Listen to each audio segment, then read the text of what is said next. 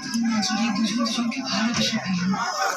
শুধু মনেই নয়, দেহের মিলনও ঘটেছিল। আর তোমার মা গর্ভবতী হলেন।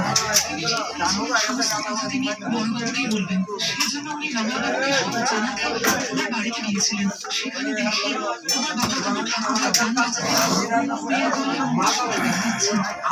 তোমার বাবা সমান বাজারে তোমার মা ঘরে এলেন।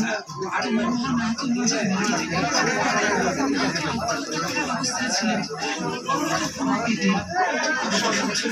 জন্ম দিয়েছেন। তিনি মনে কষ্ট দেখে বাবার কাছে গিয়ে সব সত্যি কথা বললেন।